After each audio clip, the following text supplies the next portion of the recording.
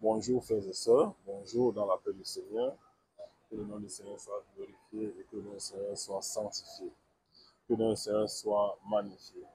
Alors, je reviens encore derrière cette vidéo, juste encore une fois de plus, nous interpeller sur les rudiments du monde. Beaucoup de chrétiens se sont toujours attachés aux rudiments du monde.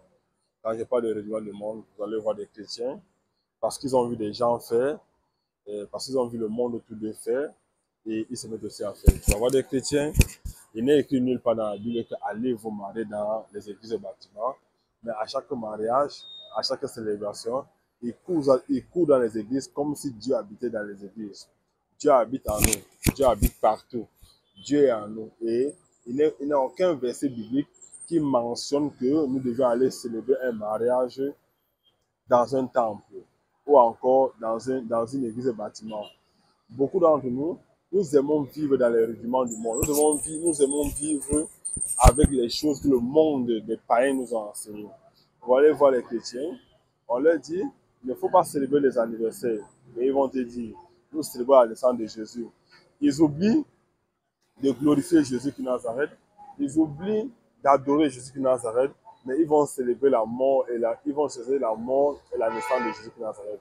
Encore la mort, c'est bien possible parce que à la mort, il s'entre la résurrection. Mais vous allez voir les écrivains dire non, non, c'est l'anniversaire parce que Jésus est né et on sait la nativité. Beaucoup d'entre nous nous attachons encore aux instruments du monde. Nous nous attachons encore aux choses que nous voyons des païens, des non-chrétiens faire. Vous voyez aujourd'hui le chrétien, il va te dire par exemple que non, Dieu ne regarde pas Dieu regarde au cœur. Or, de son cœur, il oublie que de son cœur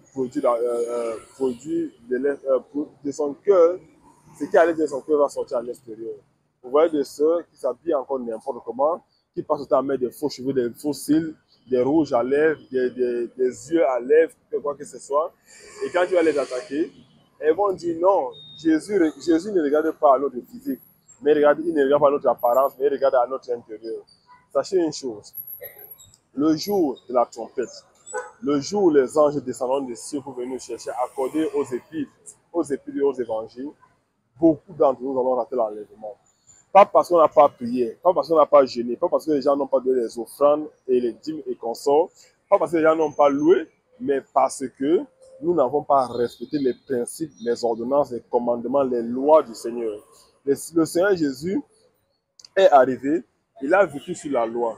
Il n'a violé en aucun cas aucune loi. Jésus a respecté tous les 10 commandements. Étant lui-même la loi et les prophètes, il a respecté tous ces 10 commandements. Et il nous a appris à les respecter. Mais nous, aujourd'hui, on viole les lois, on viole les ordonnances, on viole les commandements, on viole les préceptes et on n'obéit pas à Dieu sous prétexte que Jésus a payé le prix pour nous. Oui, Jésus a payé le prix. Nous ne sommes pas au ciel, nous sommes sur la terre. Il y a encore un combat à faire sur la terre avant de gagner le royaume des cieux. Et dans ce prix-là, nous devons savoir que nous ne devons pas tricher. Nous devons suivre la parole de Dieu. Nous devons écouter de Jésus qui nous a dit. Et il a encore fait pire, il a encore fait grave, ou encore quelque chose d'excellence. Il nous a donné le don gratuit du Saint-Esprit, l'esprit de conseil, de discipline, de sagesse, de force, d'intelligence, de la pensée de Dieu, de l'esprit de Dieu, pour que nous puissions l'écouter. Mais une fois de plus, peu d'entre nous encore nous l'écoutons. Et nous agissons tel que nous voulions, nous faisons tel que nous voulions et nous marchons tel que nous voulions. Et dans nos marches, dans nos sottises, dans nos mauvais choix, on associe Jésus à l'intérieur. Soyez massivement bénis. Apprenons à suivre Jésus tel que la parole nous enseigne. Apprenons à suivre Jésus tel que les Écritures nous les demandent. Apprenons à suivre Jésus tel que la Bible nous a démontré, pas tel que les hommes nous ont dit. Car certains hommes nous amènent dans l'erreur et nous devons nous méfier. Soyez massivement bénis dans la paix du Seigneur.